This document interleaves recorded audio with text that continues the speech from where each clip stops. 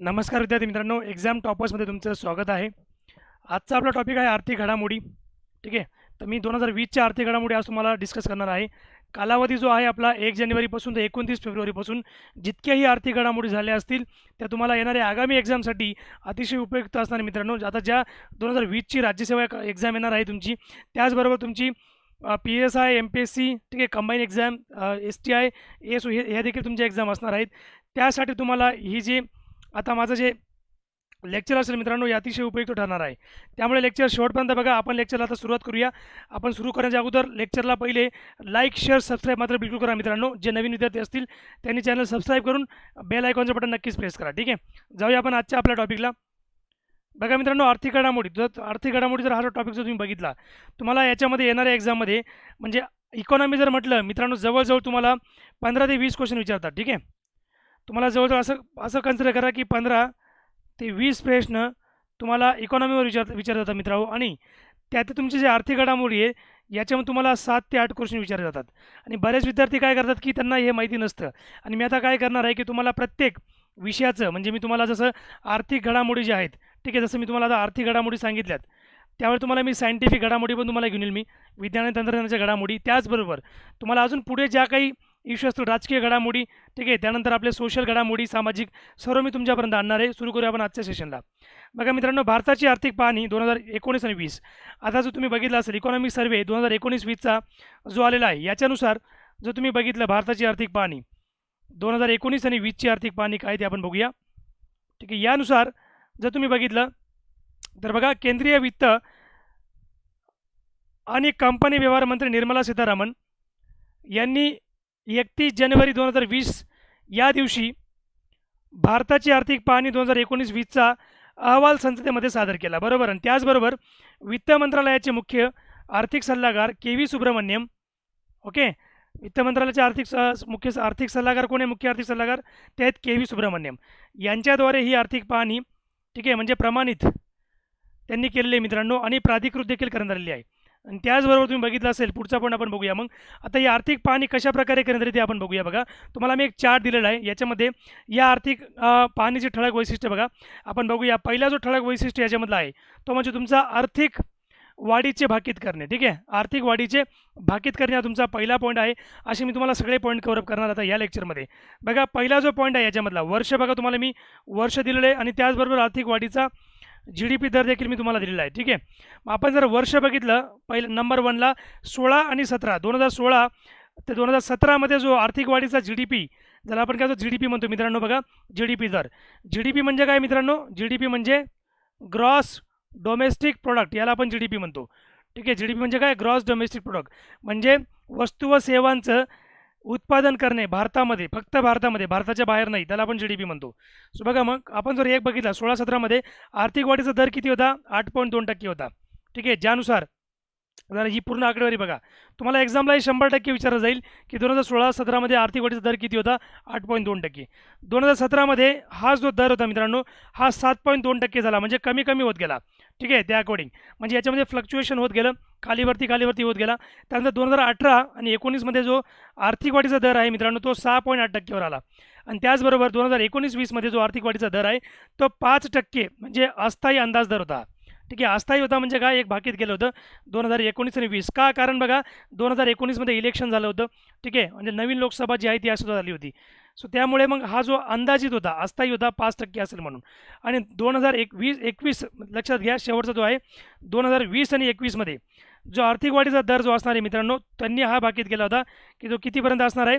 तो 6 ते 6.5% इतका अपेक्षित होता, असं IMFने पण सांगितलं होतं, असं वर्ल्ड बँकेने देखील सांगितलं होतं मित्रांनो. पण आता कोरोना व्हायरस हा जो पॅन्डेमिक आहे, ठीक आहे, हा साथीचा रोग, याची पूर्ण जगामध्ये याने धुमाकूळ घातला. आणि आता जो इकॉनॉमी सध्याचा जो रेट सांगितला आहे, इंटरनॅशनल मॉनिटरी फंड, जे आता त्यांच्या जे अध्यक्ष आहेत सरचिटणीस गीता गोपीनाथन, त्यांनी आता काय सांगितलं मित्रांनो? त्यांनी असं सांगितलं की आता इकॉनॉमीचा जो भारताचा GDP दर जो आहे तो आता 1%ने वाढणार, असं त्या म्हणाल्यात. ठीक आहे, म्हणजे हा असं 3 ते 4 वर्ष जवळजवळ भारताची इकॉनॉमी जी आहे ती 1%ने ग्रोथ करणार, असं त्यांनी सांगितलं आहे. म्हणजे ही अतिशय निगेटिव्ह अशी गोष्ट भारतासाठी आहे. पण त्यांनी हे पण सांगितलं, गव्हर्नमेंटने जर योग्य आर्थिक निर्णय घेतले तर असा इंडियन इकॉनॉमीचा ग्रोथ होणार. ठीक आहे. जाऊया पुढच्या मुद्द्याकडे. पुढचा मग आपण क्षेत्रनिहाय वृद्धी दर आपण बघूया. क्षेत्रनिहाय म्हणजे काय? कृषी, उद्योग आणि सेवा असे 3 क्षेत्र आहेत आपल्या इकॉनॉमीचे मुख्य क्षेत्र. याच्यातून आपली इकॉनॉमी, आपला GDP जो असतो, आपला ग्रोथ रेट तो या तिन्ही क्षेत्रामध्ये ठरत असतो मित्रांनो. बघा वर्ष 2017 आणि वर्ष 2018ची मी तुम्हाला आकडेवारी दिलेली याच्यामध्ये. सो वर्ष 2017 आणि 18मध्ये जर तुम्ही बघितला क्षेत्रनिहाय वृद्धी दर तो किती आहे मित्र? तो 5% आहे, लक्षात घ्या. ठीक आहे. आणि कृषीमधला 5% 17-18मध्ये, उद्योगमधला किती आहे? 5.9% आणि सेवामधला 8.1% आहे. ठीक आहे. त्याचबरोबर 2018 ते 2019, ठीक आहे, याच्यामध्ये जर तुम्ही बघितलं क्षेत्रनिहाय वृद्धी दर तो किती आहे मित्रांनो? तो 2.9 इतका आहे. आणि उद्योग किती आहे? 6.9%. म्हणजे 18-19मध्ये कृषी आणि संलग्न क्षेत्राचा जो काही वृद्धी दर होता तो परत कमी झाला आणि तो 2018-19मध्ये 2.9वर आला मित्रांनो, जो 5%वर होता 17-18मध्ये. आणि उद्योगमध्ये किती बघा? 5.9% होता 17-18मध्ये आणि 18-19मध्ये तो 6.9% झाला. आणि सेवा किती होतं मित्रांनो? 8.1, आता 7.5% झालेला आहे 18-19मध्ये. आता 19-20चा जर आपण रेशो बघितला या वर्षातला क्षेत्रनिहाय वृद्धी दर, तर हा अजून घटलेला आहे मित्रांनो. तुम्ही बघू शकता याच्यामध्ये. म्हणजे बघा हा आपल्याला वाढताना कुठं दिसला नाही, घटताना दिसला. 19-20चा किती होता मग? तो 2.8% झाला. आणि उद्योग किती होता? उद्योग आपला 2.5% आला. आणि सेवामध्ये जो आपला वृद्धी दर होता तो 6.9% झालेला आहे. सो या प्रकारे तुम्हाला मी आकडेवारी सांगितली. आता पुढच्या पॉईंटकडे आपण जाऊया. पुढचा मुद्दा बघा मित्रांनो, 2019मध्ये भारतीय अर्थव्यवस्थेचा आकार जो होता, ठीक आहे, भारतीय अर्थव्यवस्थेचा आकार किती होता मित्रांनो 2019मध्ये?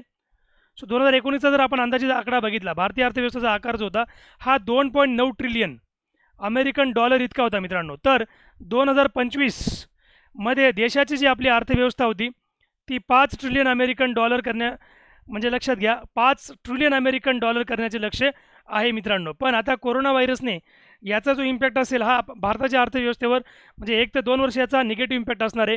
5 ट्रिलियन जे अमेरिकन डॉलर आपल्या करण्याचा उद्देश आहे, लक्ष्य आहे, ते भारत गव्हर्नमेंट किंवा भारताचा इकॉनॉमी हा लक्ष जो आहे हा आकडा गाठतो की नाही ते आपण बघूया. याच्याकडे आपल्या सरकारचं लक्ष असेल. ठीक आहे. आणि बघा मग पुढे आपण म्हणतोय की या आर्थिक पाहणीनुसार जगातील पहिल्या 6 अर्थव्यवस्था GDPचा आकार ट्रिलियन डॉलरमध्ये त्यांचा बघा. म्हणजे जर तुम्ही जगातल्या जर 6 अर्थव्यवस्था बघितला ज्यांचा आकडा ट्रिलियनमध्ये आहे मित्रांनो GDPचा आकार, तो पहिली जो आहे पहिली म्हणजे अमेरिका आहे. सो अमेरिकेचा जो आता तुम्ही बघितलं GDPचा आकार किती आहे? 21.4 ट्रिलियन. ठीक आहे. चीनची इकॉनॉमी जी आहे ती 14.1 ट्रिलियनची आहे मित्रांनो. आणि जपान जे आहे, जपान ही 5.2 ट्रिलियनची आहे. ठीक आहे. आणि त्याचबरोबर जर्मनी जी आहे मित्रांनो, जर्मनी 3.2 ट्रिलियनची. ठीक आहे, सॉरी 3.9 ट्रिलियन जर्मनी आहे. आणि भारताचा जो आहे, भारताची इकॉनॉमी ती 2.9 ट्रिलियन आहे मित्रांनो. म्हणजेच काय, भारत सरकारने आता काय सांगितलं की 2019 लक्षात घ्या 2025पर्यंत भारताची इकॉनॉमी जी आहे ही 5 ट्रिलियन अमेरिकन डॉलर करण्याचं लक्ष सरकारने ठेवलेलं आहे. आणि 6 नंबर जे आहे युनायटेड किंगडम युकेचा इकॉनॉमीचा आकार जर बघितला तुम्ही 2.7 आहे. म्हणजे भारताच्या खालोखाल हा युकेचा नंबर लागतो मित्रांनो. म्हणजे भारत हा 5व्या नंबरच्या रँकिंगला आहे. ठीक आहे. तुम्हाला बघा ही आकडेवारी विचारली जाऊ शकते एक्झाममध्ये, त्यामुळे अतिशय महत्त्वाचा डेटा मी तुमच्यापर्यंत आणलेला आहे. सो या आर्थिक पाहणीनुसार तुम्ही जगातील ज्या पहिल्या 6 अर्थव्यवस्था आहेत ज्यांचा GDPचा आकार तो या प्रकारे तुम्ही लक्षात ठेवा. तुम्हाला जर त्यांनी विचारलं की पुढील स्टेटमेंट विचारात घ्या, कोणत्या देशाची अर्थव्यवस्था किती ट्रिलियन आहे. ठीक आहे. बघा म्हणजे चायनाची अर्थव्यवस्था इकॉनॉमी आपल्या भारताच्या अर्थव्यवस्थेपेक्षा किती आघाडीवर आहे मित्रांनो? 14.1 आणि भारत 2.9वर आहे. बघा तुम्हाला मी जो आहे हा डेटा मी तुम्हाला कुठून दिलेला आहे बघा. ऑक्टोबर 2019मध्ये जे IMFद्वारे प्रकाशित झालेला जागतिक आर्थिक परिदृश्य जो अहवाल होता त्याच्यातून हा तुम्हाला डेटा मी आणलेला आहे. ठीक आहे. बघा मग 2 नंबरचा पॉईंट तुम्हाला बघतोय आपण मुखपृष्ठ. ठीक आहे. मुखपृष्ठ आता नक्की आपलं काय 2 नंबरचा बघा. पहिला नंबरचा पॉईंट मी तुम्हाला काय सांगितलं? क्षेत्रनिहाय वृद्धी दर. याच्या अगोदर मी तुम्हाला आर्थिक वाढीचे बाकी सांगितलं. आता 2 नंबरचा पॉईंट जो तुम्हाला सांगतो मी मुखपृष्ठाचा सांगतो मित्रांनो. सो बघा आर्थिक पाहणी अहवाल 2019-20. ठीक आहे. आर्थिक पाहणी अहवाल 2019-20चे मुखपृष्ठ निळसर जांभळ्या रंगाचे आहे मित्रांनो. सो नवीन 100 रुपयांची जी नोट याच रंगाची आहे, लक्षात घ्या. म्हणजे बघा त्यांनी जे अर्थव्यवस्थेचे जे मुखपृष्ठ आहे ते कशा प्रकारचं आहे आपल्या अहवालचं अर्थव्यवस्थेचं आपल्या अहवालाचं 2019-20चे ते मुखपृष्ठ निळसर म्हणजे जांभळ्या रंगाचं असून, ठीक आहे, हे जांभळ्या रंगाचं आहे. नवीन 100 रुपयांची नोट याच रंगाची आहे मित्रांनो. सो यातून जुन्या आणि नव्या संकल्पनांचा संगम झाल्याचे मत के सुब्रमण्यम यांनी व्यक्त केलेले. ठीक आहे. के सुब्रमण्यम यांनी ते व्यक्त केलेले. सो आर्थिक पाहणी अहवाल 2018-19चे मुखपृष्ठ आकाशी रंगाचे आहे मित्रांनो, लक्षात घ्या. 18-19चं मुखपृष्ठ कोणत्या रंगाचे होते? आकाशी रंगाचे. 19-20चं कोणत्या रंगाचे? ते जांभळ्या रंगाचे. तुम्हाला एक्झामला देखील तुम्हाला हा डेटा विचारला जाऊ शकतो. त्यानंतर पुढचा मुद्दा 3 नंबरचा जो आपण बघतोय बघा, मुख्य संकल्पना व इतर. ठीक आहे. सो मुख्य संकल्पना व इतर जर तुम्ही बघितला याच्यामध्ये काही पॉईंट आपण बघूया. आर्थिक पाहणी अहवाल 2019-20ची मुख्य संकल्पना काय होती मित्रांनो? म्हणजे थीम काय आहे याची मुख्य थीम आहे तुमची बघा, मी त्याच्यामध्ये तुम्हाला दिलेलं आहे. ठीक आहे. सो याची जी थीम आहे मित्रांनो तुमची, याची थीम आहे प्रो बिझनेस.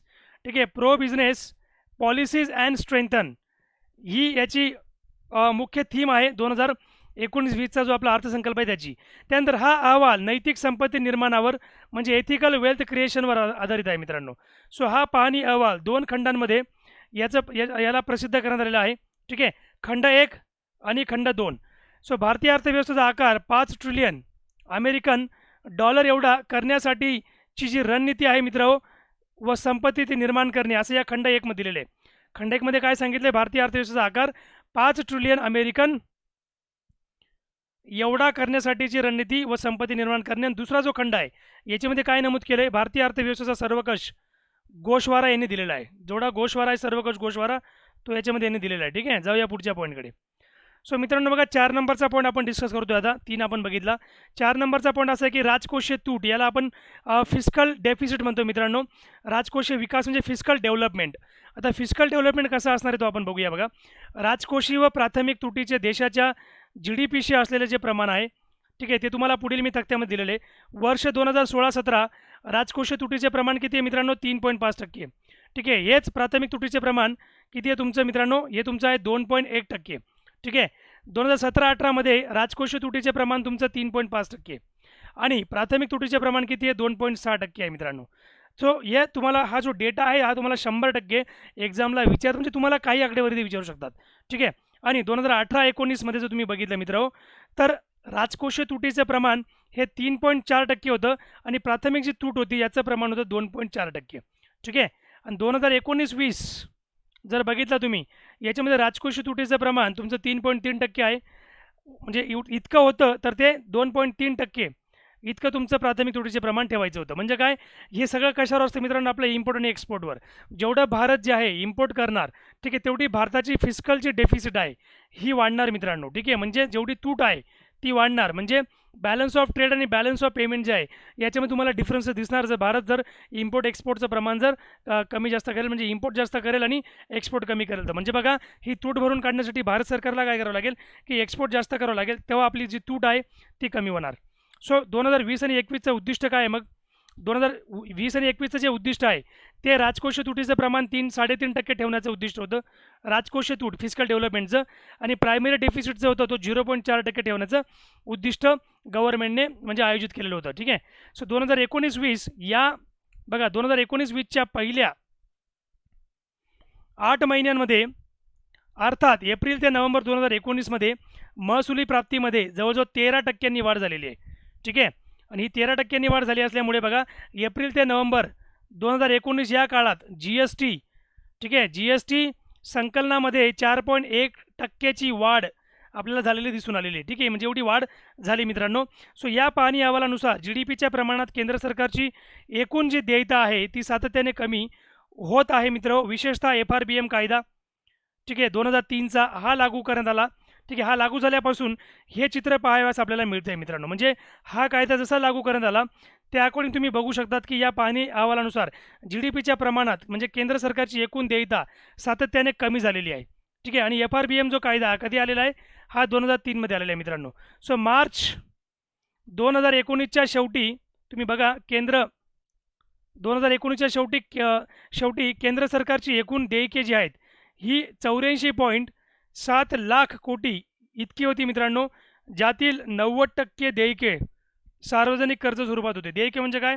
जे सरकारला द्यावं लागणार, जे सरकारवर कर्ज आहे ते सरकारला त्याची परतफेड करावं लागेल, त्याला आपण देय म्हणतो. त्या अकॉर्डिंग परकीय व्यापार आपण बघूया. ठीक आहे. 5व्या नंबरचा पॉईंट जो आपला आहे मित्रांनो तो आहे तुमचा परकीय व्यापार. ठीक आहे.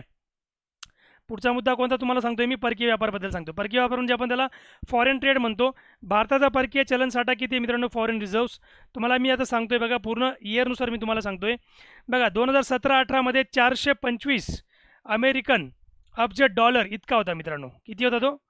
2018 आणि 19 मध्ये 425 अमेरिकन अब्ज डॉलर, आणि तोच मार्च 2019मध्ये 2018-19मध्ये जर तुम्ही बघितला तर तो 412.9 अमेरिकन अब्ज डॉलर इतका झालेला आहे. म्हणजे हा वाढत गेला मित्र. ठीक आहे, म्हणजे वाढत म्हणजे 2017-18मध्ये कमी झाला आणि 18-19मध्ये मित्रांनो जर तुम्ही बघितला रेशो तो कमी झालेला आहे. ठीक आहे, त्याचबरोबर हा डिसेंबर 2020मध्ये प्रचंड वाढला. तो 454 म्हणजे 412.9 वरून डायरेक्ट 454.9 अमेरिकन अब्ज डॉलर इतका झाला मित्रांनो. आणि आता जर बघितलं जानेवारी, तुम्हाला मी बघा आता रिसेंटली तुम्हाला मी आकडा सांगतोय जानेवारी 2020चा. ठीक आहे, 461.2 अमेरिकन अब्ज डॉलर इतका फॉरेन रिझर्व्ह भारताकडे. फॉरेन रिझर्व्ह म्हणजे काय? भारताकडे जो अमेरिकन जो डॉलरचा चलनसाठा जो आहे तो जास्त प्रमाणात असणे. म्हणजे काय, जर भारताचा वाढला फॉरेन रिझर्व्ह, तर भारताला जर समजा अमेरिकेकडून काही इम्पोर्ट करायचं किंवा जागतिक लेवलला कुठल्याही देशाकडून काही इम्पोर्ट करायचं असेल तर त्यांना करन्सी जी आहे मित्र, ठीक आहे, म्हणजे त्यांच्याकडे डॉलर जास्त असतील तर त्यांना म्हणजे आंतरराष्ट्रीय कर्ज घ्यायची गरज पडणार नाही. ठीक आहे, चला पुढचा पॉईंट आहे चालू खात्यावरील तूट, करंट अकाउंट डेफिसिट. तुम्हाला पुढचा मी मुद्दा सांगतोय करंट अकाउंट डेफिसिट मित्रांनो. सो करंट अकाउंट डेफिसिट काय बघा, GDPच्या प्रमाणात तुम्हाला मी सांगतोय. सो बघा 2017-18चा जो करंट अकाउंट डेफिसिट आहे लक्षात घ्या, तो 1.88% मित्र. तोच 2018-19 म्हणजे किती आहे? 2.1% आहे, 1% झालेला आहे मित्रांनो. 17-18मध्ये जर तुम्ही करंट अकाउंट डेफिसिट बघितला करंट, आता याला आपण काय म्हणतो इंग्रजीमध्ये बघा, एक टर्म आहे तुम्हाला सांगतो, याला आपण कॅड म्हणतो. ठीक आहे, इंग्रजीमध्ये काय म्हणणार तुम्ही याला? कॅड म्हणजे करंट अकाउंट डेफिसिट. ठीक आहे, म्हणजे काय, आपण जेव्हा इम्पोर्ट जास्त करतो आणि एक्सपोर्ट कमी करतो त्यावेळेस आपला जो कॅड असतो करंट अकाउंट डेफिसिट त्याला आपण कॅड म्हणणार. ठीक आहे, 17-18मध्ये किती होता? 1.8%. आणि 2018-19मध्ये जर तुम्ही बघितला तो 2.1% झालेला आहे. आणि तो जर तुम्ही 2019-20मध्ये जर बघितला कॅड तर तो 1.5%, म्हणजे कमी म्हणजे 17-18ला कमी झाला, परत 18-19मध्ये 2.1%ने वाढला आणि 19-20मध्ये तो 1.5% आलेला आहे मित्रांनो. ठीक आहे, सो बघा पुढचा मुद्दा आपण बघूया. भारताचे पहिले 5 व्यापार भागीदार देश 2019 आणि 20मध्ये जर तुम्ही बघितला हा आकडा, सो 2019-20चे पहिले 5 जे सगळ्यात जास्त टॉप भारतासोबत ट्रेड करणारे देश कोणते टॉपमध्ये. ठीक आहे, एप्रिल ते नोव्हेंबर 2019चा तुम्हाला मी हा आकडा देतोय. याच्यामध्ये अमेरिका जो आहे मित्र, ठीक आहे, तो 11.3%. भारत आणि अमेरिका यांच्यामध्ये 11.3%चा व्यापार होतो. म्हणजे व्यापार भागीदार देश अमेरिका आहे. अमेरिका खालोखाल चीनचा नंबर लागतो, तो 10.9% आहे चीनचा. ठीक आहे, त्याचबरोबर संयुक्त अरब अमिरात UAE त्याला म्हणतो, युनायटेड अरब एमिरेट्स, याचा 7.3% आहे मित्रांनो भारतासोबत ट्रेड. सौदी अरेबिया जो आहे 4.1%, म्हणजे आणि हाँगकाँग जो आहे तो 3.7%. ठीक आहे, सो असे आपण हे बघितले 5 कंट्री आहेत टॉप जे भारतासोबत यांची ही व्यापाराची भागीदारी 11%, 10%. त्यानंतर बघा तुम्ही 30, 27 आणि 4 जर तुम्ही बघितले मित्रांनो, 31 आणि 3 35% व्यापार भारत फक्त या 5 देशांसोबत करतो. ठीक आहे, सो भारताचा अमेरिका व संयुक्त अरब अमिरातसोबत, ठीक आहे, लक्षात घ्यायचं मी तुम्हाला काय सांगतोय, भारताचा अमेरिका व संयुक्त अरब अमिरातीसोबत व्यापार शेष आहे मित्रांनो. व्यापार शेष म्हणजे काय, हे जे 3 कंट्रीज आहेत अमेरिका, संयुक्त अरब अमिरात, ठीक आहे, या दोघांसोबत व्यापार शेष म्हणजे काय, भारत यांच्यासोबत प्लसमध्ये आहे मित्रांनो. ठीक आहे, तर चीन, सौदी अरेबिया, ठीक आहे, स्वित्झर्लंड, ठीक आहे, स्वित्झर्लंड पण मी तुम्हाला इथे दिलं आहे बघा, स्वित्झर्लंड, सिंगापूर, इराक, जर्मनी यांच्यासोबत भारताची व्यापार तूट आहे. म्हणजे भारत या देशांना जास्त एक्सपोर्ट करतो. कोणाला? अमेरिका आणि संयुक्त अरब अमिरात, UAE, आपण त्याला UAE असं म्हणू शकतो. ठीक आहे, UAE आणि याला अमेरिका जास्त एक्सपोर्ट करतो मित्रांनो. त्यामुळे जर तुम्ही बघितला तर आपला जो यांच्यासोबतचा जो व्यापार आहे तो आपला व्यापार शेष आहे, आणि बाकी चीन, सौदी अरब, स्वित्झर्लंड, सिंगापूर, इराक, जर्मनी यांच्यासोबत व्यापार तूट आहे. म्हणजे भारत यांच्याकडून जास्त इम्पोर्ट करतो, एक्सपोर्ट कमी करतो यांना. भारताची निर्यात जर बघितली GDPच्या प्रमाणात, ते आपण बघूया. GDPच्या प्रमाणात भारताची निर्यात कशी आहे बघा, 2009 ते 2014 भारताची जी निर्यात आहे ती 15.7%. ठीक आहे, 2 नंबरचा पॉईंट आपण बघूया. 14 ते 19मध्ये भारताची जी निर्यात आहे ती तुम्ही बघू शकता 12.7%. आणि 2018-19मध्ये भारताची निर्यात जी आहे ती 12.7% झालेली आहे मित्रांनो. ठीक आहे, 12.7%. आणि 2019-2020ची जी निर्यात आहे, निर्यात किती आहे? 11.3%. म्हणजे बघा ही जी निर्यात आहे भारताची ती कमी होत गेली GDPच्या प्रमाणात. सो ऑफिस आहे की निर्यात भारताची वाढली तर भारतामध्ये जो फॉरेन रिझर्व्ह आहे तो भारताचा खूप वाढेल आणि भारताची इकॉनॉमी देखील अधोगतीला जाईल मित्रांनो. पुढचा आता तुम्हाला मुद्दा देतो बघा मी, एप्रिल ते नोव्हेंबर 2019मध्ये बघा हा जो टॉप मुद्दा मी तुम्हाला देतो इथे, एप्रिल ते नोव्हेंबर 2019मधील जर तुम्ही हा आकडेवारी बघितला, ठीक आहे, याच्यानुसार जर तुम्ही डेटा बघितला मित्रांनो, 2019 मधील भारताच्या पहिल्या 5 निर्यात वस्तू जर तुम्ही बघितल्या, ठीक आहे, म्हणजे ज्या भारत जास्त निर्यात करतो, पहिल्या 5 निर्यात वस्तू मी तुम्हाला सांगितले. त्याच्यानंतर मी तुम्हाला आयात वस्तू सांगतो बघा. पेट्रोलियम जे आहे मित्रांनो, पेट्रोलियम भारत जो आहे हा 13.7% पेट्रोलियम पदार्थ भारत जो आहे हा निर्यात करतो, एक्सपोर्ट करतो. मोती व मौल्यवान व अर्धमौल्यवान खडे 60%, हा 2 नंबरला आहे. औषधी उत्पादने जे आहे ते 3 नंबरला आहेत मित्रांनो. 2019चा डेटा मी तुम्हाला देतोय, हा 5%. त्यानंतर सोने व इतर मौल्यवान धातूंचे दागिने 4.5% व त्याचबरोबर लोह व पोलाद जे आहे हे 3%ने भारत जे आहे हा एक्सपोर्ट करत असतो. ठीक आहे. सो हा जी आकडेवारी आहे ही तुम्ही लक्षात घ्या. तुम्हाला एक्झामलाही विचारू शकतात की भारत पुढील कोणत्या गोष्टी सर्वात जास्त निर्यात करतो ह्या तुम्हाला येणार. आणि सगळ्यात जास्त एप्रिल ते नोव्हेंबरमध्ये 2019मध्ये भारताने जे सगळ्यात जास्त आयात केलेलं आहे ते कोणतं कोणतं तुम्हाला सांगतो मी बघा. कच्चे तेल. कच्चे तेल म्हणजे काय, भारत जे इराण आणि इराककडून जे आयात करतो, ठीक आहे, त्याला आपण कच्चे तेल म्हणतो. हे पेट्रोलियमच आहे मित्रांनो. आणि ते बनवून जे भारत एक्सपोर्ट करतो नंतर, ठीक आहे, ते ते वरती तुम्हाला दिलेलं आहे मी. सो 21% लक्षात घ्या. त्यानंतर सोने जे आहे, सोने 6.4%, ठीक आहे, 6.4% सोने आयात करतो. पेट्रोलियम 2 नंबरला सोने, 3 नंबरला पेट्रोलियम पदार्थ 5.6% आयात करतो. त्यानंतर कोळसा व कोक, ठीक आहे, 4.8% भारत जो आहे आयात करणार. आणि मोती व मौल्यवान खडे जे आहेत 4.6% हा भारत आयात करत असतो.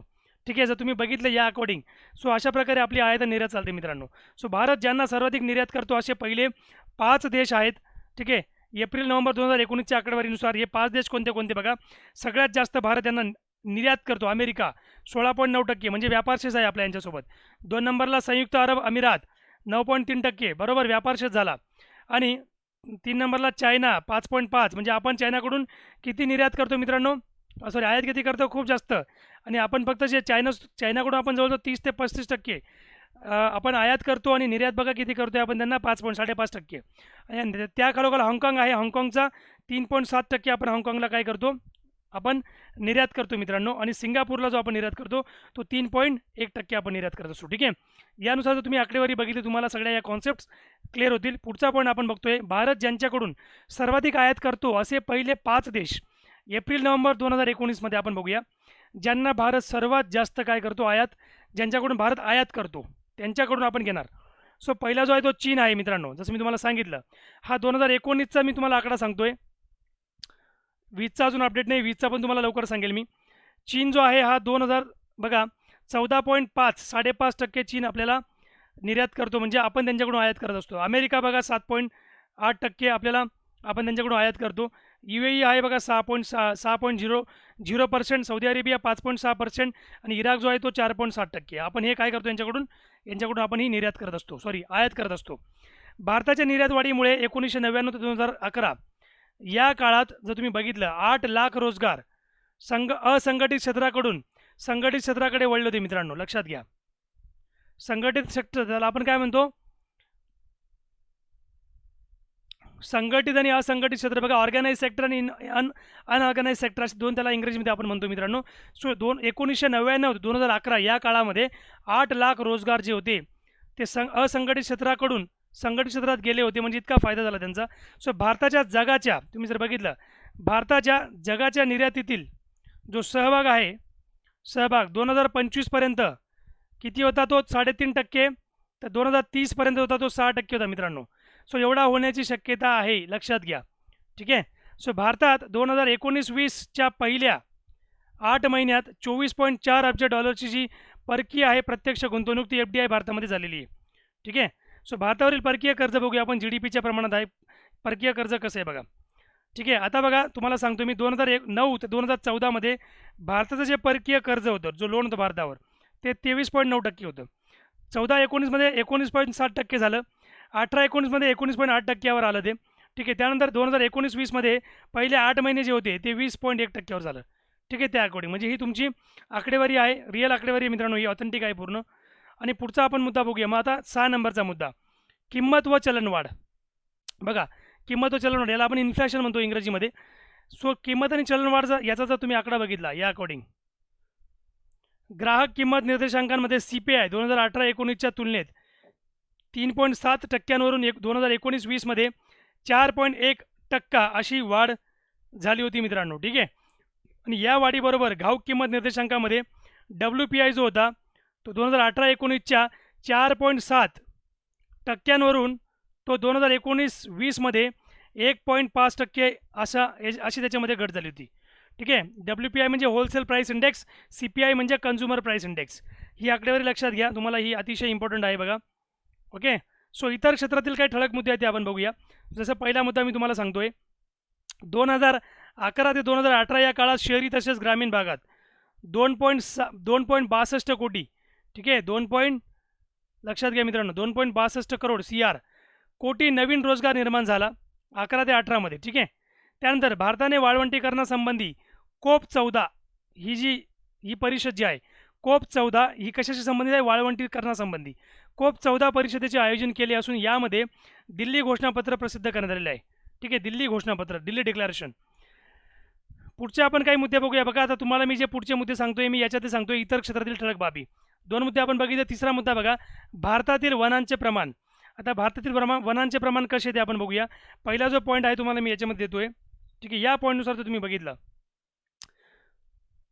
बघा, पहिला जो पॉईंट आहे वन आच्छादन, फॉरेस्ट कव्हर. भारताचा वन आच्छादन फॉरेस्ट कव्हर देशाच्या भौगोलिक क्षेत्राच्या किती आहे? 21.67% एवढा वनक्षेत्राचा भाग भारतामध्ये आहे. ठीक आहे. त्यानंतर बघा, जर तुम्ही बघितलं सेकंड पॉईंट, वृक्ष आच्छादन जे आहे त्याला आपण ट्री कव्हर म्हणतो. पहिला फॉरेस्ट कव्हर होता, दुसरा ट्री कव्हर. देशाच्या भौगोलिक क्षेत्राचा तो किती आहे मित्रांनो?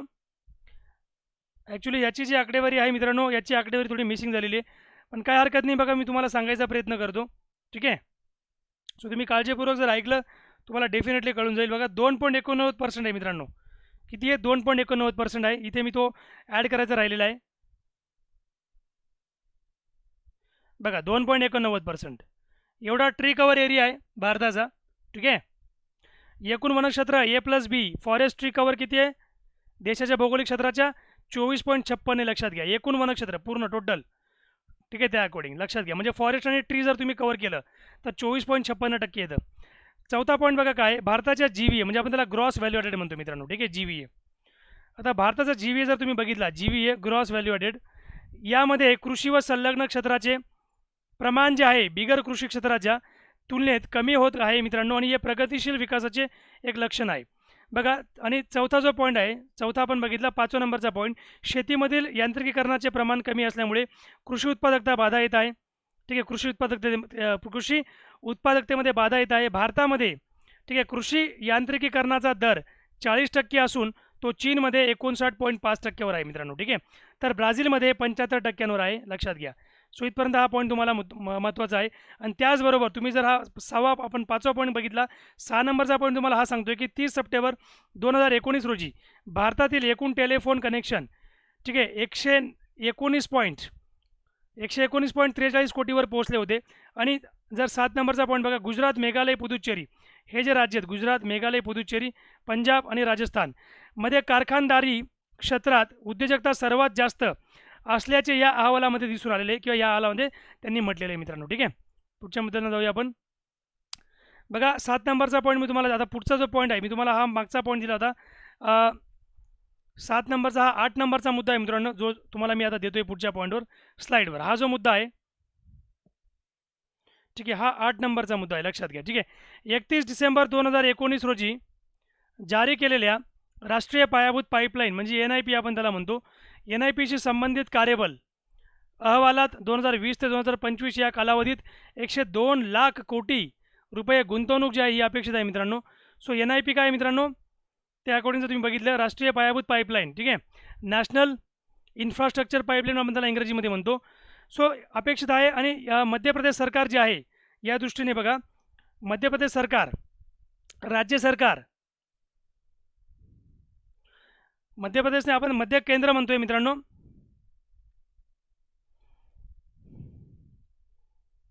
बघा, हा जो तुम्ही पॉईंट इथे बघितला,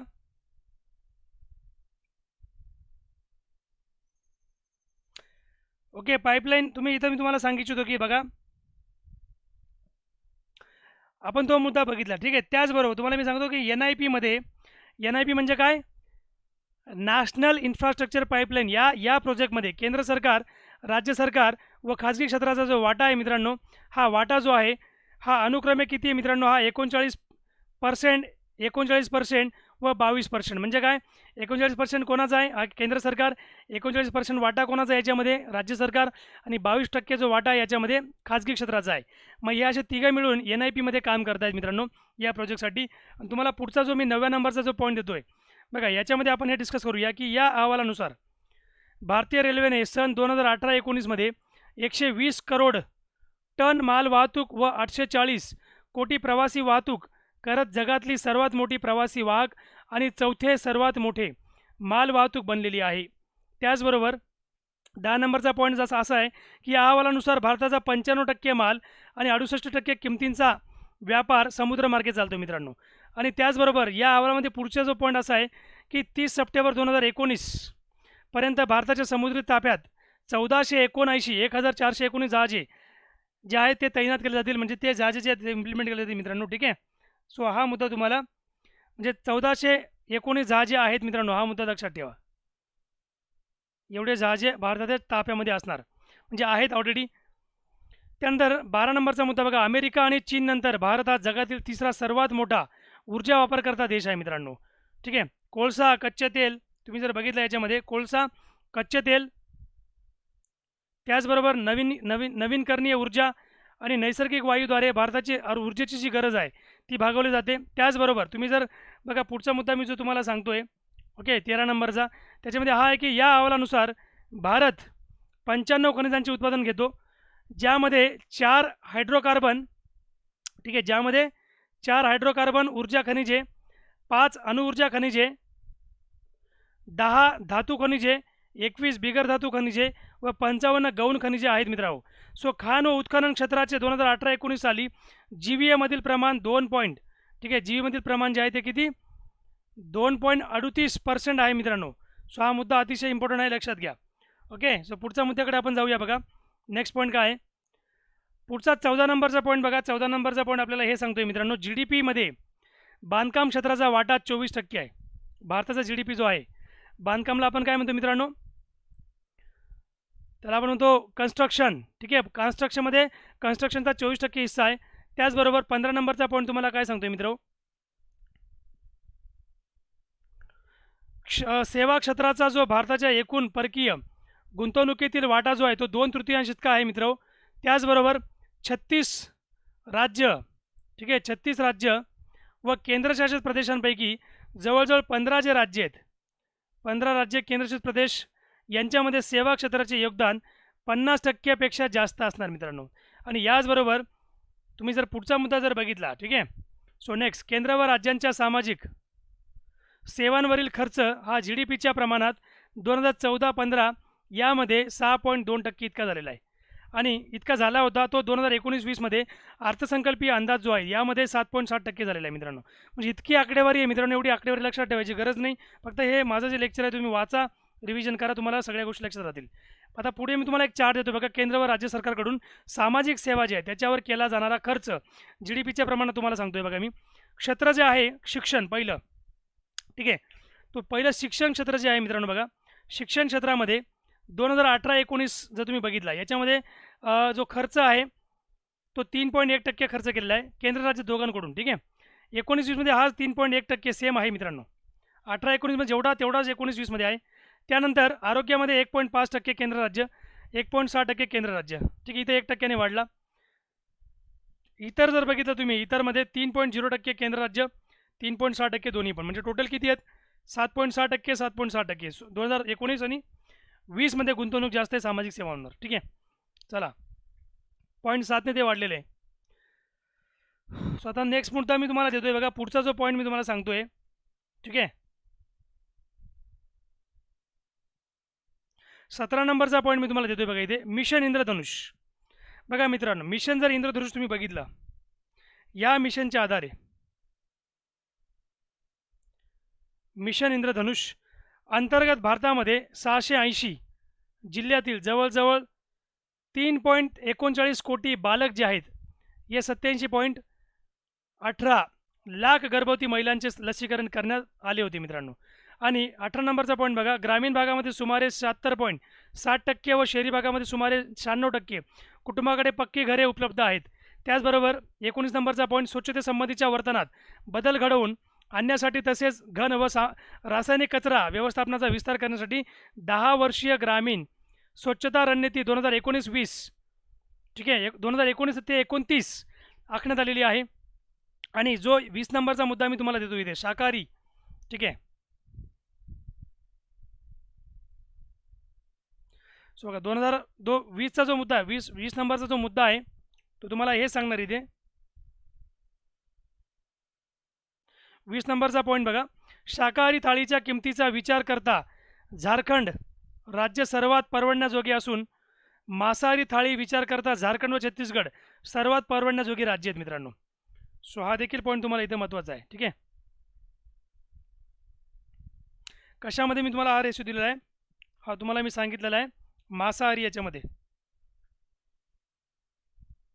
पुढचा मुद्दा बघूया, केंद्रीय अर्थसंकल्प 2020 आणि 21चा आपण बघणार आहोत आता, ठीक आहे. हा तुम्हाला मी 2019-20चा सांगितला होता.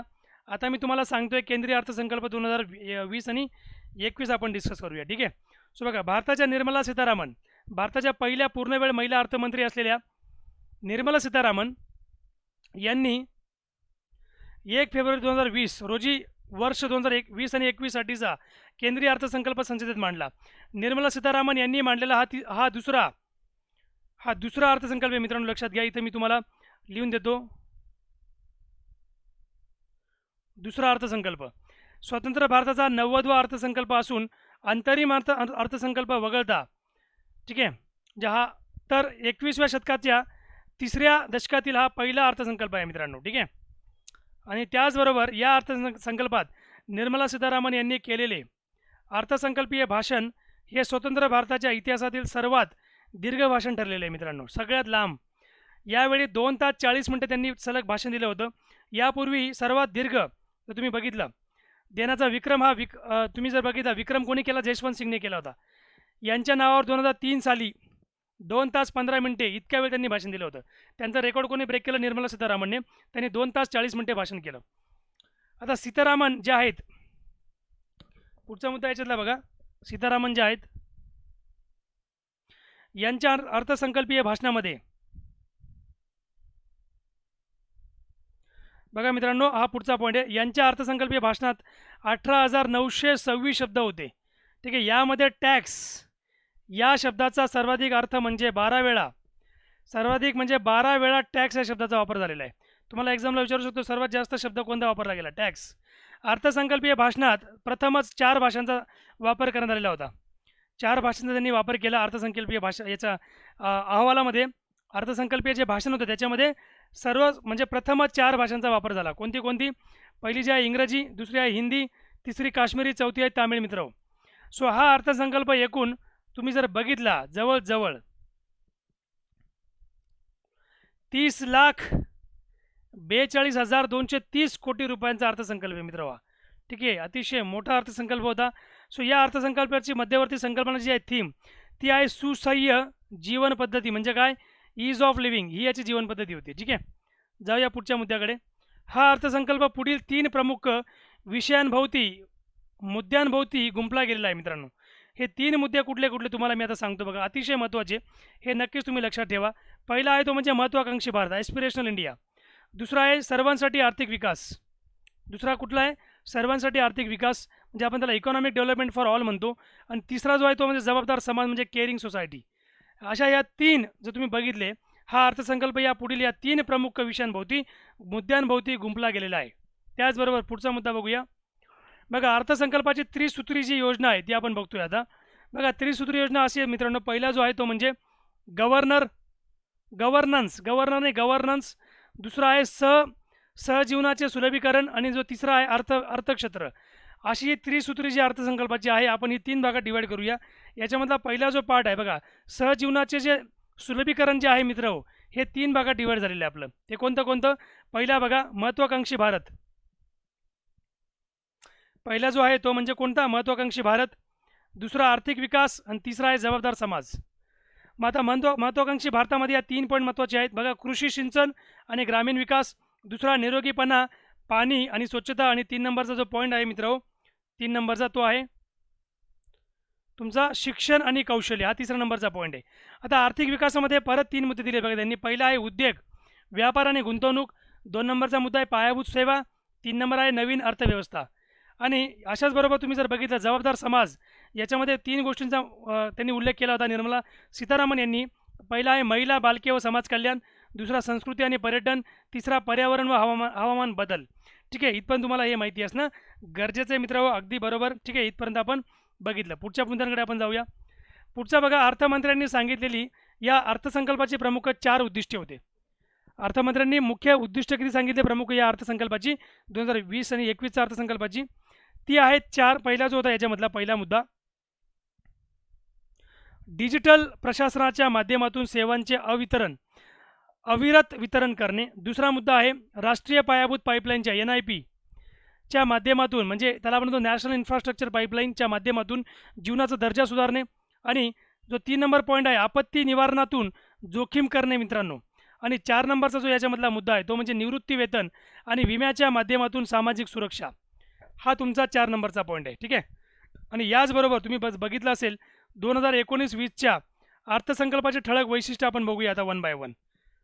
पहिला जो आहे तो म्हणजे कृषी सिंचन आणि ग्रामीण विकास इत्यादी. म्हणजे तुम्हाला बघा इथं मागे दिला बघा मी, हा मुद्दा पहिला महत्त्वाकांक्षी भारतामधला पहिला मुद्दा आहे तो कृषी सिंचन आणि ग्रामीण विकास. याच्यामधला बघा मित्रांनो, देशातील 20 लाख शेतकऱ्यांना सौर पंप देण्यात येणार आहे. दुसरा मुद्दा असा आहे की 2022पर्यंत शेतकऱ्याचे उत्पन्न दुप्पट करणार. तिसरा मुद्दा 2024-25पर्यंत मत्स्य निर्यातीमध्ये 1 लाख कोटीपर्यंत वाढ करण्याचं लक्ष्य आहे. त्याचबरोबर याच्यातला पुढचा जो पॉईंट आहे बघा, कृषी क्षेत्राच्या विकासासाठी 16 कलमी कार्यक्रम देखील अवलंबण्यात आलेला आहे. ठीक आहे, 16 कलमी कार्यक्रम. हा 16 कलमी कार्यक्रम काय तो आपण नक्कीच बघूया. पहिला मुद्दा जो आहे याच्यामधला तो आहे कमी पाणी वापर. खतांच्या संतुलित वापरामध्ये किंवा वापराद्वारे उत्पादन वाढीसाठी शेतकऱ्यांना प्रोत्साहन देणे. दुसरा नंबरचा जो कलमी योजना आहे, सेकंड कलमी योजना, ती आहे देशातील पाणी टंचाईग्रस्त 100 जिल्ह्यांसाठी समग्र उपाययोजना करणे. 3 नंबरचा मुद्दा आहे अन्नदाता योजनेचा विस्तार ऊर्जादाता.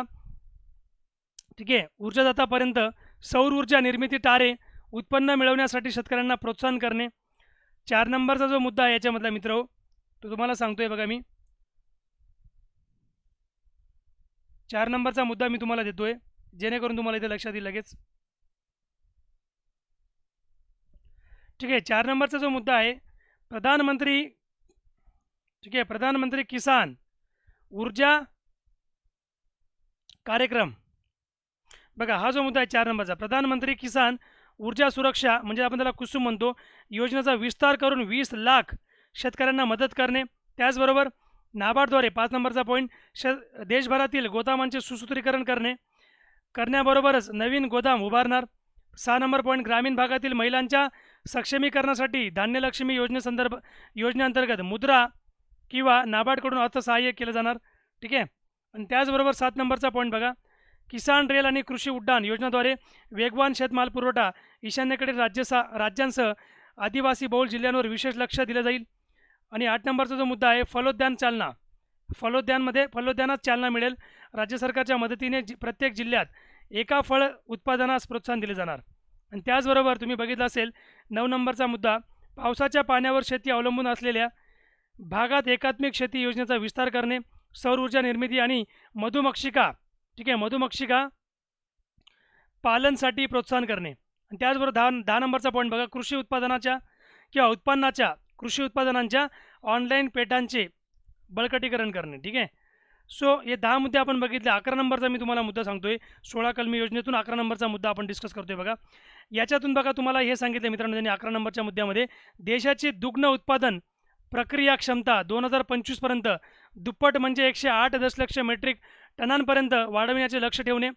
येत्या 2021-22पर्यंत मत्स्योत्पादन जे आहे ते 200 लाख टनांपर्यंत वाढविणार. त्याचबरोबर 13 नंबरचा पॉईंट बघा, 2021पर्यंत 15 लाख कोटी इतक्या कृषी कर्जवाटपाचे लक्ष असणार आहे. 2014वी योजना बघा काय आहे, लाळ्या खुरखुत रोगाचे 2025पर्यंत निर्मूलन करण्याचा निर्धार असणार आहे. जनावरांच्या रोग निर्मूलनावर जे रोग निर्मूलन आहे याच्यावर याचा भर असणार आहे मित्रांनो. ठीक आहे, त्याचबरोबर 15 नंबरचा जो पॉईंट आहे 15 नंबर तो आहे सागरी विकासाचा भाग म्हणून समुद्री शेवाळवारीवर भर देणे. ठीक आहे. 16 नंबर बघा, मत्स्य क्षेत्रात युवकांचा सहभाग वाढीसाठी सागर मित्र योजना आणि मत्स्य उत्पादकांच्या 500, ठीक आहे, म्हणजे 500 संघटना ज्या आहे मित्रांनो, या 500 संघटना उभारण्यात येणार आहेत. ठीक आहे, म्हणजे हा मुद्दा तुम्हाला इथपर्यंत महत्त्वाचा होता. ठीक आहे. सो 16 कलमी आपण योजना बघितली, सर्व पॉईंट आपण बघितला. आता पुढचा मुद्दा जो मी तुम्हाला देतो तो म्हणजे किसान रेल योजना. किसान रेल योजना काय आणि कृषी उडान योजना काय हे देखील या अर्थसंकल्पामध्ये त्यांनी नमूद केलेलं आहे. या दोन्ही योजनांना अशा भरपूर योजना मी तुम्हाला पुढे सांगणारच आहे मित्र. बघा, ही जी आहे किसान रेल योजना, याच्याद्वारे काय करतील ते की भारतीय रेल्वेकडून किसान रेल योजना राबविण्यात येईल. ठीक आहे. नाशवंत मालाच्या पुरवठ्यासाठी किसान रेल सुरू करण्यात येणार आहे मित्रांनो. ठीक आहे. एक्सप्रेस आणि मालगाड्यांमध्ये शीतपेटीची सुविधा देण्यात येईल. त्याचबरोबर त्यामुळे नाशवंत शेतमालाची वाहतूक वेगवान होईल असे सीतारामन यांनी सांगितले मित्रांनो. सो रेल्वेच्या सेवेत आधीच अशा 9 शीतगाड्या तुम्ही बघितल्या असेल, अशा ऑलरेडी आहेत. या शीतगाड्यांची वहन क्षमता जी आहे ती प्रत्येकी 17 टनांची मित्रांनो. ठीक आहे. So this is very very important मुद्दा, व्हेरी व्हेरी इम्पॉर्टंट पॉईंट लक्षात घ्या. आता कृषी उडान योजना काय तुम्हाला मी सांगतो बघा. शेतमालाला चांगला भाव मिळावा, हे तर अतिशय महत्त्वाचं आहे मित्र बघा. कारण शेतकऱ्याला बिचाराला चांगला भाव मिळत नाही आणि जे विकणारे असतात, जे शेतीचा माल शेतकऱ्यांकडून घेतात, हे काहीच्या काही भावाने विकतात. सो लक्षात घ्या, मग शेतमालाला चांगला भाव मिळावा या उद्देशाने शेतमालाच्या वाहतुकीत मदत करण्यासाठी हवाई वाहतूक मंत्रालयातर्फे कृषी उडान योजना राबविण्यात येणार आहे मित्रांनो. सो नागरी हवाई वाहतूक मंत्रालयातर्फे आंतरराष्ट्रीय आणि देशांतर्गत हवाई मार्गावर ही योजना राबविली जाणार आहे मित्रांनो. यातून शेतमालाच्या मूल्यवर्धनासाठी मोठी मदत होणार आहे, लक्षात घ्या. सो विशेषतः भारताचा ईशान्येकडील जो भाग आहे आणि आदिवासी बहुल जो जिल्ह्यासाठी ही योजना लाभदायी असणार आहे. ठीक आहे. त्यामुळे हा जी कृषी उडान जी योजना आहे ही तुम्हाला एक्झामच्या पॉईंट ऑफ व्ह्यूने अतिशय इम्पॉर्टंट असेल. आणि किसान रेल योजना पण आपण बघितलं. तुम्हाला जर विचारलं गेलं एक्झाममध्ये की ही योजना कशाशी संबंधित आहे कृषी उडान योजना, तुम्हाला याचा आन्सर माहिती पाहिजे की शेतमालाच्या वाहतुकीत, म्हणजे जे शेतकरी आहे त्याला शेतीचा भाव मिळावा शेतीच्या प्रोडक्टला, त्यासाठी ही योजना असणार. आणि किसान रेल योजना कशासाठी असणार आहे, ती आहे नाशवंत शेतमालाच्या पुरवठ्यासाठी किसान रेल योजना असणार आहे. पुढचा मुद्दा बघा, मत्स्योत्पादनासाठी सागर मित्र योजना. ठीक आहे. आता मत्स्य उत्पादन आहे, जसं की भारत सरकारचं आता टार्गेट काय आहे की जवळजवळ 1,00,000 करोड, ठीक आहे, 1,00,000 करोडचं उत्पादन त्यांना करायचं आहे 2020 आणि 21 या आर्थिक वर्षाच्या आतमध्ये. ठीक आहे. सो मत्स्योत्पादन जर तुम्ही बघितलं उत्पादनासाठी सागर मित्र योजना त्यांनी राबवलेली आहे. आणि ही जी सागर मित्र योजना जी आहे बघा, तुम्हाला मी याबद्दल सांगतो डिटेलमध्ये. मी जवळजवळ 4 मुद्दे याच्यामध्ये कव्हरअप केले तुमचे. पहिला जो मुद्दा आहे, देशात तसेच जगभर मत्स्य व्यवसायाला चांगला वाव मिळावा त्याची मागणी सर्वत्र वाढत आहे. कारण तुम्ही जर बघितलं असेल तर भारत जो आहे मित्र, भारत जो देश आहे, समुद्राची जी खनिजसंपत्ती भारताला जी मिळालेली आहे ती अतिशय मोठ्या प्रमाणात आहे. आणि जर समजा याचा जर चांगला वापर जर भारत सरकारने केला, ऑब्व्हियस आहे की भारताची इकॉनॉमी, म्हणजे आपण त्याला म्हणू शकतो एक प्रकारे ब्ल्यू इकॉनॉमी एक होऊ शकते. जसं आपण समुद्राला ब्ल्यू म्हणतो, जसं ब्ल्यू इकॉनॉमी ती होऊ शकते. सो आपल्याकडे बघा 200 लाख टन मत्स्य उत्पादन होत आहेत. किती? 200 लाख टनांचं इतकं मत्स्य उत्पादन दरवर्षी होतं. मात्र आपली क्षमता जी आहे त्यापेक्षा जास्त असणं गरजेचं आहे. ठीक आहे. त्यापेक्षाही जास्त असणं गरजेचं आहे, पण ते आपण उत्पादन किती काढतोय? 200 लाख टन. त्यामुळे त्या पार्श्वभूमीवर जर तुम्ही बघितलं, या उद्योगाला प्रोत्साहन देण्यासाठी सागर मित्र योजना राबवली जाणार आहे. ठीक आहे. म्हणजे जास्तीत जास्त उत्पादन करण्यासाठी. आणि त्या अंतर्गत किनारपट्टीच्या भागातील युवकांना या योजनेत समाविष्ट करून देशभर अशा 500 मत्स्य उत्पादक संस्थांची जी स्थापना आहे ती केली जाणार आहे मित्रांनो. ठीक आहे. सो पुढचा मुद्दा आपण याच्यामध्ये बघूया. नेक्स्ट पॉईंट जो आहे तो तुमचा 2 नंबरचा आहे, निरोगीपणा आणि स्वच्छता. ठीक आहे. बघा, तुम्हाला मी इथं पहिला पॉईंट डिस्कस केला होता.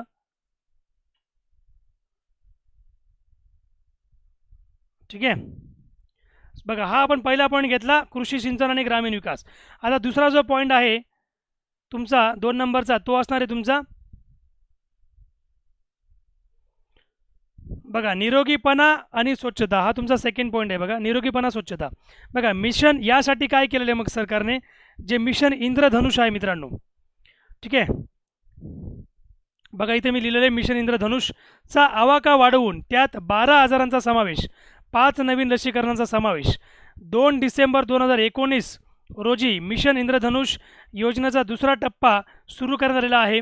2025 पर्यंत देशातून क्षयरोगाचे जे निर्मूलन आहे हे करण्यासाठी TB हारेगा देश जीतेगा अभियानात प्रामुख्याने महत्त्वाकांक्षी जिल्ह्यांमध्ये PPP म्हणजे पब्लिक प्रायव्हेट पार्टनरशिप पद्धतीद्वारे मशीन लर्निंग आणि कृत्रिम बुद्धिमत्ता, त्याला आपण AI म्हणतो, आर्टिफिशियल इंटेलिजन्सचा वापर रुग्णालयातर्फे किंवा म्हणजे वापर जो आहे हा रुग्णालय स्थापन करण्यासाठी केला जाणार आहे. सो त्यामुळे हा तुमचा मुद्दा जो आहे हा अगेन व्हेरी व्हेरी इम्पॉर्टंट, लक्षात घ्या मित्रांनो. ठीक आहे, चला पुढचा पॉईंट मी तुम्हाला देतो आहे, म्हणजे रुग्णालयांचा वापर करून रुग्णालय स्थापन करणे हा असणार आहे. 3 नंबरचा पॉईंट याच्यामध्ये असा आहे की सर्व जिल्ह्यांमध्ये जवळजवळ 2024 सालापर्यंत 300 शस्त्रक्रिया आणि 2000 औषधे उपलब्ध करणाऱ्या जनऔषधी केंद्र योजनेचा याच्यामध्ये विस्तार करणार आहेत. ठीक आहे, त्याचबरोबर चौथा जो पॉईंट आहे, अंगणवाडीच्या 6 लाख कर्मचाऱ्यांना स्मार्टफोन म्हणजे 10 कोटी कुटुंबाची माहिती गोळा केली जाणार. आणि तिसरा नंबरचा पॉईंट आहे शिक्षण आणि कौशल्य. मित्र, शिक्षण कौशल्य हा तिसरा पॉईंट आहे. नवीन शैक्षणिक धोरण लवकरच येणार असून पोलीस विज्ञान, ठीक आहे, पोलीस विज्ञान, न्याय वैद्यकीय विज्ञान, सायबर न्याय वैद्यकीय इत्यादी क्षेत्रात एक राष्ट्रीय न्याय वैद्यकीय विद्यापीठ देखील स्थापन करण्यात येणार आहे. त्याचबरोबर वर्ष 2020-21 ते 2023-24 या कालावधीत 4 वर्षांच्या अंमलबजावणी कालावधीसह राष्ट्रीय तांत्रिक वस्त्रोद्योग मिशनची जी स्थापना आहे ती केली जाईल मित्रांनो. ठीक आहे, व्हेरी व्हेरी इम्पॉर्टंट पॉईंट.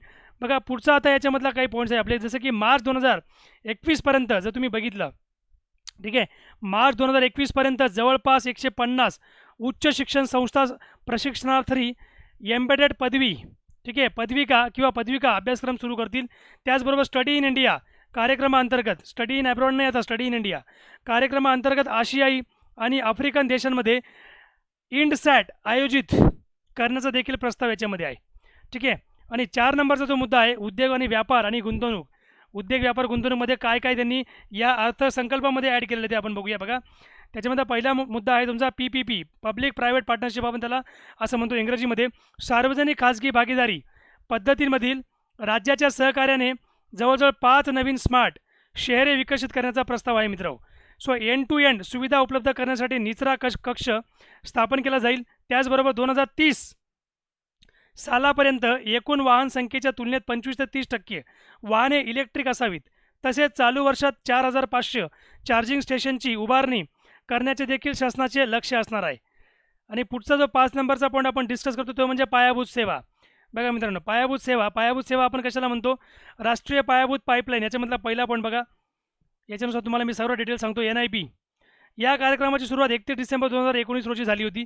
प्रमुख उद्देश काय असणार याचा, तो म्हणजे भारतात या पायाभूत क्षेत्राचे पुढील 5 वर्षात 100 कोटी रुपयांची गुंतवणूक करून पायाभूत सुविधांचा विकास करणे.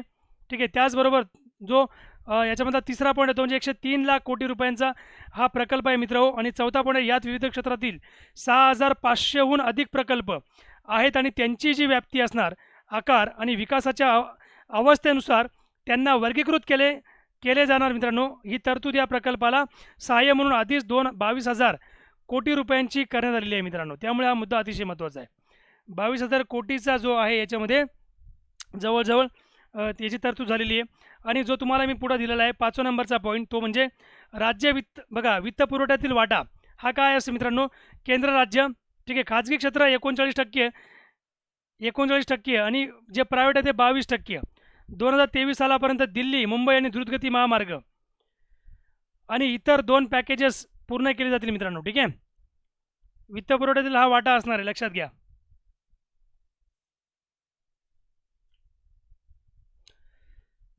बघा हा आपण पहिला मुद्दा बघितला.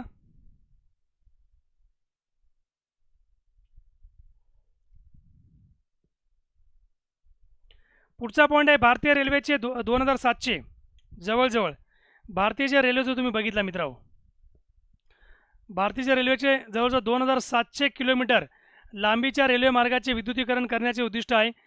IRCTC मार्फत इंदोर व वाराणसी दरम्यान 3री खाजगी रेल्वे गाडी करण्यात येणार आहे. पहिली व दुसरी खाजगी रेल्वे अनुक्रमे दिल्ली लखनौ आणि अहमदाबाद मुंबई दरम्यान सुरू करण्यात आलेली आहे.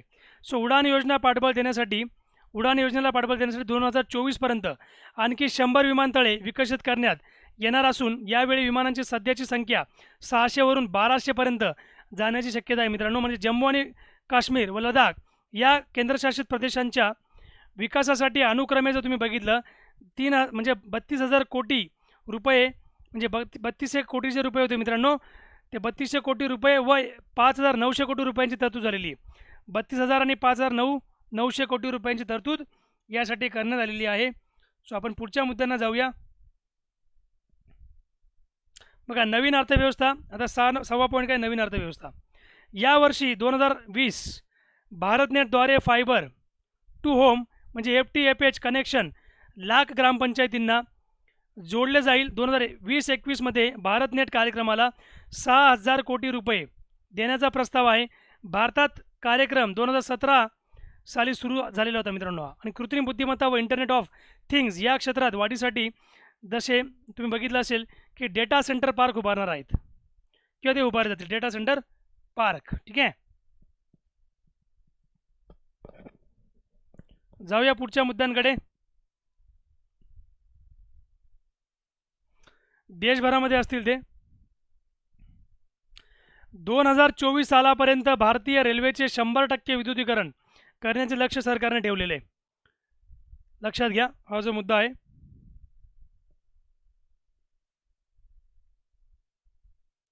दोन 2024 सालापर्यंत भारतीय रेल्वेचे 100% विद्युतीकरण करण्याचे लक्ष्य सरकारने ठेवले. त्यासाठी रेल्वे रुळालगत सौर ऊर्जा प्रकल्प उभारले जातील.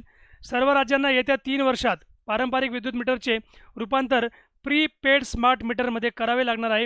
आणि हे मीटरमुळे बघा, या मीटरमुळे एकूण वीज पुरवठा जो आहे, वीज पुरवठा सेवेची कार्यक्षमता वाढणार मित्रांनो. तंत्रज्ञानाचा वापर करून माहिती संकलन आणि प्रसार प्रभावीपणे होण्यासाठी सरकारतर्फे लवकरच नवीन राष्ट्रीय सांख्यिकी धोरण आखले जाणार मित्रांनो. आणि बघा, याच्यामध्ये मी तुम्हाला काय सांगितलेलं आहे की 7 नंबरचा जो पॉईंट आहे, महिला बालके व समाज कल्याण. अर्थसंकल्पात महिला व बालविकास क्षेत्रासाठी 30,000 कोटी रुपयांची तरतूद मागील वर्षापेक्षा ही तरतूद 14% वाढवलेली आहे मित्रांनो, म्हणजे ही अधिक झालेली आहे. ठीक आहे, so this is very important point. बघा, संस्कृती आणि पर्यटन. सांस्कृतिक मंत्रालय अंतर्गत स्वायत्त विद्यापीठाचा दर्जा असणारी भारतीय वारसा आणि जतन संस्था Indian institute of heritage and conservation स्थापन करण्याची घोषणा देशातील पुढील 5 पुरातत्व स्थळे सुसज्ज करून त्यांना संग्रहालयाचा दर्जा देण्याचा निर्णय घेण्यात आलेला आहे. त्याचबरोबर बघा, मग हे जे आहेत बघा, तुम्हाला पुढील मी 5 या असे दिलेले आहेत. बघा, 5 पुरातत्व स्थळे सुसज्ज करून त्यांना संग्रहालयाचा दर्जा देण्यात आलेला आहे. हे पुढील 5 बघा मी तुम्हाला दिले. पहिला जो आहे तो म्हणजे राखी गडी. हे कुठं आहे मित्रांनो, ही साईट पुरातत्व विभागाची हरियाणा. हस्तिनापूर उत्तर प्रदेश, लक्षात घ्या. शिवसागर आसाम, धोलावीरा गुजरात, आदी चनल्लर हे तामिळनाडूमध्ये. ठीक आहे, सो रांची झारखंड येथे आदिवासी संग्रहालयाची उभारणी केली जाणार. त्याचबरोबर अहमदाबाद जवळील हडप्पा कालीन सागरी स्थळ लोथल येथे म्हणजे तुम्ही बघितलं असं नौवहन मंत्रालयाकडून सागरी संग्रहालयाची उभारणी केली जाणार आहे. 9 नंबरचा पॉईंट बघा, पर्यावरण व हवामान बदल. व्याघ्र प्रकल्पासाठी 350 कोटी रुपयांची तरतूद. जागतिक हवामान बदल कृती आराखड्यासाठी 40 कोटी रुपयांची तरतूद. राज्यकारभार बघा, 10 नंबरचा पॉईंट. भारतीय भरती आयोग, नॅशनल रिक्रुटमेंट आयोग, तर आपण NRA म्हणतो. राज्यकारभाराच्या मुद्द्यावर जसे स्वच्छ, भ्रष्टाचार विरह, धोरण निर्मिती, चांगल्या हेतूने आणि महत्त्वाचे म्हणजे विश्वास संपादन करणारा राज्यकारभार जो आहे मित्र. ठीक आहे, हा राज्यकारभार यासाठी अर्थमंत्र्यांनी तुम्ही बघितलं असेल, यासाठी अर्थमंत्र्यांनी राष्ट्रीय भरती आयोग म्हणजे आपण त्याला म्हणतो NRA स्थापन करण्यात येणार आहे. ठीक आहे, NRA स्थापन करण्यात येणार असल्याची घोषणा केली. ही एक स्वतंत्र व्यावसायिक, ठीक आहे, ही काय मित्रो, एक स्वतंत्र व्यावसायिक विश्लेषण किंवा विशेषज्ञ ज्यामार्फत अराजित पत्रित पदांच्या भरतीसाठी संगणकीकृत ऑनलाईन साप पात्रता परीक्षा घेतली जाईल. जिल्ह्यामध्ये विशेषतः म्हणजे लक्षात घ्या, विशेषतः महत्त्व जिल्ह्याचे म्हणजे महत्त्वाच्या जिल्ह्यांमध्ये याची उभारणी करण्यात येणार आहे. ठीक आहे, सो 11 नंबरचा पॉईंट आहे आर्थिक क्षेत्र मित्रांनो. बघा, आता आर्थिक क्षेत्राचा पॉईंट मी तुम्हाला सांगतो आणि हा आपला आजच्या सेशनचा शेवटचा मुद्दा असणार आहे. बघा, ठेवी विमा आणि पत हमी महामंडळाला म्हणजे DICGC आपण त्याला म्हणतो, ठेवीदारांची जी ठेव हमी व्याप्ती आहे मित्रांनो, ती वाढण्याची अनुमती दिली जाणार आहे. त्याचबरोबर आता ही प्रति ठेवीदार 1 लाख रुपयावरून 5 लाख रुपये याच्यावर म्हणजे 5 लाख रुपये करण्यात आलेली आहे. म्हणजे बघा, पहिले काय व्हायचं, DICCचं काम काय असतं मित्रांनो, लक्षात घ्या. बघा, डिपॉझिट इन्शुरन्स कॉर्पोरेशन गॅरंटी, ठीक आहे. याचा त्याचा फुल फॉर्म आहे. DICGCचं जे काम असतं मित्रांनो, ठीक आहे, DICGC याचं जे काम असतं ते म्हणजे काय, समजा तुम्ही आता एक्स बँकेमध्ये तुम्ही समजा मित्रांनो किंवा झेड बँकेमध्ये तुम्ही 1,00,000 रुपये ठेवलेले आहेत, ठीक आहे, 1,00,000 रुपये ठेवलेले आहेत आणि ती बँकचं समजा दिवाळा निघाला, त्या बँकचं वाटोळं झालं. सो वाटोळं झाल्यानंतर तुमचे 1,00,000 रुपये तर काय होईल मित्रांनो, डुबून जातील ना. ऑफिस आहे की तुम्ही 2,00,000 रुपये ठेवले असेल, 2,00,000 लक्षात घ्या. ती बँकमध्ये दरोडा पडला किंवा बँक दिवाळखोर निघाली किंवा बँक वॉटेवर काहीतरी झालं असेल त्यांचं एटसेट्रा. सो 2,00,000तून तुम्हाला DICGC काय करतो मित्रांनो, तुम्हाला 1,00,000पर्यंत पहिले विमा करून द्यायचा, ठीक आहे. विमा म्हणजे तुमचे पैसे जर अशा एखाद्या बँकेमध्ये अडकले फसले गेलेत तर. पण आताची ही तुम्ही जर मुदत बघितली असेल, आता ही 1,00,000हून ती 5,00,000पर्यंत वाढवण्यात आलेली डायरेक्ट, खूप मोठी वाढ आहे. सो RBIची कर्ज पुनर्रचना जी योजना आहे मित्रांनो बघा, RBIची कर्ज पुनर्रचना योजना जी आहे ही 31 मार्च 2020 रोजी बंद होणार होती. पण आता ती 31 मार्च 2021पर्यंत वाढवण्यास RBIला सांगितले गेलेले आहे, ठीक आहे. कर्ज पुनर्रचना योजना बँक खात्यावरील रकमेवर विमा कवच 5,00,000 रुपयांपर्यंत वाढवण्याची घोषणा आहे. 2019-20 या वर्षात सरकारला रिझर्व्ह बँकेकडून 1,52 लाख कोटी रुपयांचा लाभांश मिळालेला आहे मित्रांनो, लक्षात घ्या, ठीक आहे. सो आपला हा शेवटचा पॉईंट, आपण याच्यामध्ये अजून बरेचसे पॉईंट बघणार आहोत, ठीक आहे. पुढचा पॉईंट बघा, 12 नंबरचा पॉईंट मी तुम्हाला दिलेला आहे. सो 12 नंबरचा पॉईंट असा आहे की सरकारचे उत्पन्न व खर्च सन 2021 म्हणजे 2020 आणि 21मध्ये गव्हर्नमेंटचा म्हणजे सरकारचा किती खर्च आणि किती उत्पन्न आहे ते आपण बघूया, ठीक आहे. सो बघा, पहिला मुद्दा आहे रुपया असा येणार, म्हणजे आकडे पैशांमध्ये, रुपया असा खर्च होणार म्हणजे आकडे पैशांमध्ये. बघा, रुपया कसा येणार तुम्हाला मी सांगतो, कसा येणार ते आपण बघूया, नंतर आपण खर्चाचं बघूया. पैसा कसा येणार हेच माहिती नसेल तर खर्च करून काय फायदा, खर्च कसा करायचा कळणारच नाही मित्रांनो, ठीक आहे. सो बघा, मग आपण हा बघतोय मित्रांनो पहिला मुद्दा, रुपया कसा येणार, कर्ज व अन्य देणी 20, कंपनी म्हणजे 20%, कंपनी कर 18%, GST व इतर कर 18%, पैशांमध्ये लक्षात घ्या मित्रांनो, ठीक आहे. त्यानंतर 4 आहे प्राप्ती कर 17%. त्यानंतर जर तुम्ही बघितलं 5 नंबर कराव्यतिरिक्त उत्पन्न 10%. 6 नंबर आहे केंद्रीय उत्पादन शुल्क 7%. कर्जाव्यतिरिक्त भांडवल जमा 6 आणि सीमा शुल्क जे आहे मित्रांनो ते तुमचं आहे 4. टोटल असे किती झाले तुमचे 100% म्हणजे 100 रुपये. आता पैसा खर्च कसा होणार याच्याकडे आपण एक नजर टाकूया, ठीक आहे. सो बघा, पहिला जो आहे याच्यामध्ये मुद्दा, कर व शुल्कामधील राज्यांच्या वाटा 20, व्याज देयता व्याज खर्च याच्यामध्ये 18%, सरकारच्या क्षेत्रनिहाय योजना ज्या आहे मित्रांनो या 13% आहेत. 4 बघा, चौथा पॉईंट, वित्त आयोग व इतर देणी हे 10% याच्यामध्ये खर्च होईल 10 रुपये. आणि इतर जे आहेत इतर खर्च हा 10 रुपये असणार आहे, म्हणजे 10% लक्षात घ्या. केंद्र पुरस्कृत योजना जो आहे याच्यामध्ये हे 9% आणि संरक्षण खर्च जो आहे याच्यामध्ये जवळजवळ 8% खर्च असणार आहे. अनुदाने व अंशदान याच्यामध्ये जवळजवळ 6% खर्च होईल मित्रांनो, ठीक आहे. आणि निवृत्तीवेतन जे आहे, पेन्शन याचा काही आकडा नाही आहे, कारण असे तुमचे एकूण जे आहे खर्च जो आहे बाकीचा राहिलेला उरलेला पैसा तो तुमचा पेन्शन जाणार म्हणजे 100% खर्च होऊन जातो, म्हणजे उरतं काय, उरत काहीच नाही मित्रांनो, ठीक आहे. सो 13 बघा, आर्थिक बाजारपेठा, हा आपला मुद्दा शेवटचा आजचा सेशनचा. मी तुम्हाला हा बघा मित्रांनो, याच्यामधून अजून बरेचसे पॉईंट आपले बाकी आहेत. हा पार्ट 1 मी तुम्हाला इंट्रोड्यूस करतोय, पार्ट 2 मी तुम्हाला लवकरच घेऊन येईल, ठीक आहे. सो बघा, लक्षात घ्या आर्थिक बाजारपेठा. सो आर्थिक जो बाजारपेठ आहे मित्रांनो, अहमदाबादमधील गिफ्ट सिटी, अहमदाबादमधील गिफ्ट सिटीमध्ये आंतरराष्ट्रीय स्टॉक एक्सचेंज स्थापन करण्याची घोषणा झालेली आहे. सरकारने भारतीय जीवन विमा महामंडळात LIC आपला हिस्सा जो आहे तो IPOच्या माध्यमातून विकण्याचे ठरवलेले आहे. त्यानंतर बघा 3 नंबरचा पॉईंट, सरकारने वर्ष 2020-21साठी 1.20 लाख कोटी गुंतवणुकीचे लक्ष निर्धारित केले. 15वा पॉईंट आहे, 15व्या वित्त आयोगाने आपला प्रथम अहवाल जो आहे मित्रांनो तो आर्थिक वर्ष 2020-21साठी दिला आहे.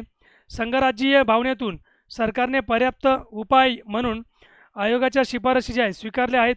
आयोग आपला अंतिम अहवाल लवकरच या वर्षीच्या अखेरपर्यंत, ठीक आहे, अखेरपर्यंत राष्ट्रपतींना सादर करेल. सो हे मुद्दे आपण बघितले. सो अतिशय महत्त्वाचे मुद्दे आजच्या आपण लेक्चरमध्ये बघितले मित्रांनो. बघा, लेक्चर तुम्हाला आवडलं असेल तर लाईक, शेअर, सबस्क्राईब आणि चॅनलला जास्तीत जास्त शेअर नक्कीच करा मित्रांनो, सबस्क्राईब करून द्या. आणि लेक्चर आवडलं असेल तर लाईक द्या. आणि तुमचे जितके मित्र कंपनी असेल टेलिग्राम, व्हॉट्सॲप आणि कुठे इंस्टाग्राम ग्रुपवर, फेसबुक ग्रुपवर नक्कीच माझं सेशनची लिंक शेअर करा मित्र, ठीक आहे. आणि आपण भेटूया पुढच्या मी पार्ट 2 लवकरच तुमच्यासाठी आणेल. So thank you. Thank you so much and all the best.